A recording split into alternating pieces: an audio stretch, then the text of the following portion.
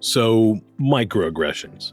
Tiny jabs, big impact. They might seem like no big deal to the person dishing them out, but trust me, they can leave some serious scars. We're talking psychological, emotional, and social damage. It's like death by 1,000 paper cuts.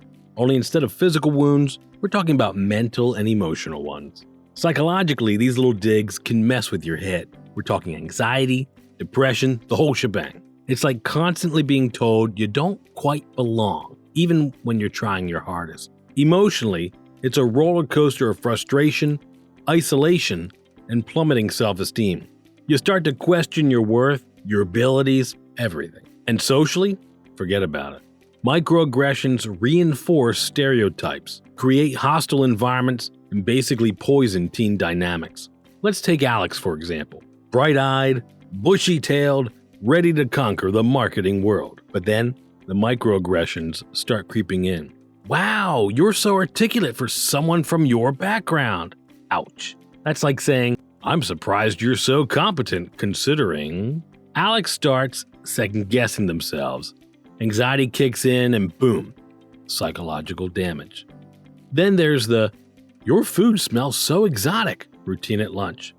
Exotic is code for different, which in this context is code for less than. Alex feels alienated, embarrassed, and their self-esteem takes a nosedive. Emotional damage? Check.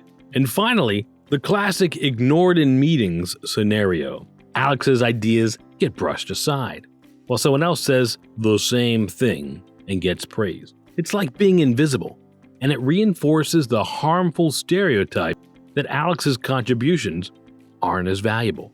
Social damage? Bingo.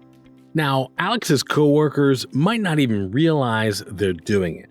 They might think they're just being friendly or funny.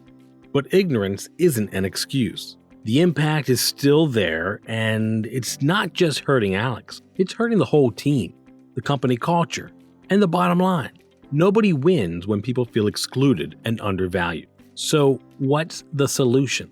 Well, first we gotta recognize these microaggressions. We need to shine a light on them, both in ourselves and in others, because you can't fix a problem you don't acknowledge.